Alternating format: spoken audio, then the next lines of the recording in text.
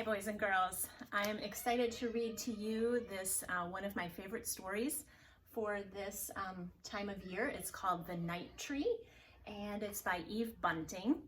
So maybe you've already heard the story this week from one of the other awesome 4K teachers.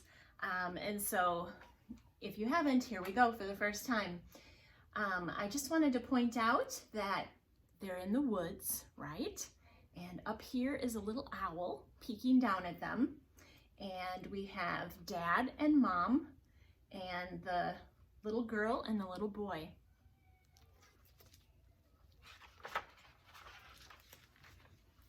Okay, the night tree. And here the family is getting into the pickup truck. Dad and the boy are putting things in the back of the pickup truck. I can see Dad has a box and the son has a blanket. And here goes Mom. She's carrying something too. I'm not sure what it is. And there's the little girl. They're ready to get inside the truck. On the night before Christmas, we always go to find our tree. We bundle up so we're warm. Nina is already wearing her boots that are too big for her. She's been wearing them all day. Dad sets out our box in the back of the truck with the rest of his stuff, and the four of us squish into the front seat. We drive through the bright Christmas streets to where the dark and quiet begin. It's a cute little town. It reminds me of Edgerton. Nina is almost asleep in Mom's lap when we stop. "Are we there?" I ask, and Dad says yes, and rolls down the windows so we can smell the tree smell. We scramble out. There are oaks growing here, and alder, and maples that are bare now and white in the moonshine. The pines and the spruces and the firs are green. Did you see the full moon? This is called Luke's Forest, but Dad says it's not really a forest, just a nice forgotten place where our town ends. Dad goes first on the path between the trees, carrying our box and the big red lantern. Another word for lantern is flashlight. Mom and Nina go next, holding hands. I come last with the blanket. It hasn't snowed yet. It's so cold, my breath hurts. The sky is spattered with stars and the moon, big as a basketball, slides in and out between the treetops. Dad's lantern sweeps ahead. "Look," he whispers. We stop. A deer is watching us. I see the brightness of his eyes, and then it turns and it's gone. "Here's our tree," Dad says. "It's been our tree forever and ever. We walk around it, touching it. It's grown since last year," I say. "You've grown too," said Mom, touching my shoulder. "So have I," says Nina. Nina hates to be left out. An owl hoots in the deep darkness. There are secrets all around. Can you see the family? They found their tree. "Can I put on the popcorn chain?" Nina asks. She hops up and down and hops right out of one of her boots. Mom helps her put it back on. Nina takes one end of the popcorn chain and I take the other, and we wind it around our tree. We also brought apples and tangerines with strings on them, and we hang them on the branches. It's hard to hang string loops when you have gloves on, but it's too cold to take them off. For weeks, we've been making balls of sunflower seeds and pressed millet and honey. We hang those too.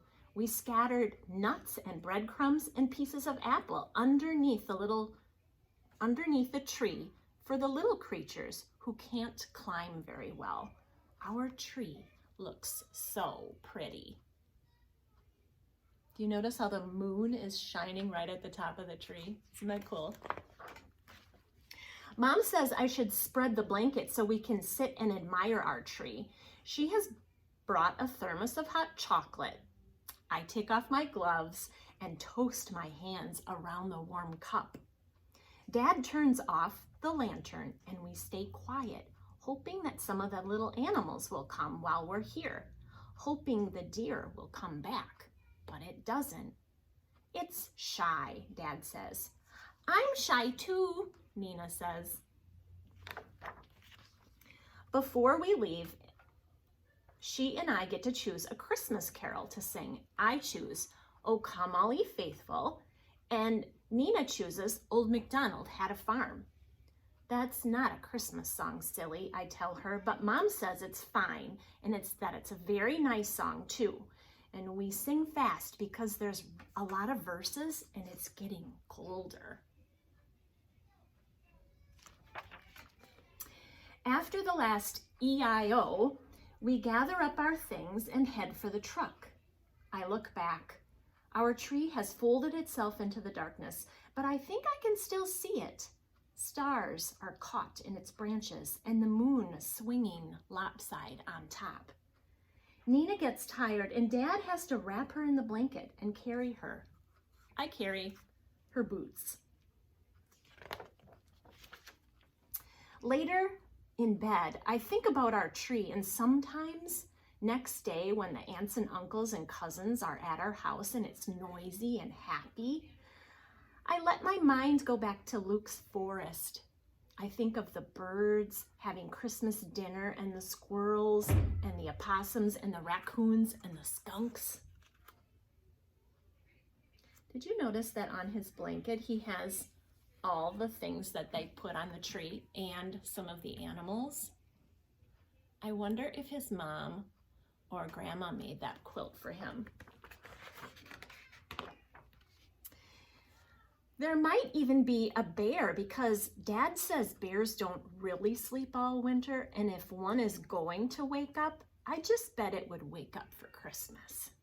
Maybe a fox has come, stepping high on its thin, sharp paws, and they're all there together singing their own Christmas songs on Christmas Day around our tree. Look at all the animals that he thinks are coming.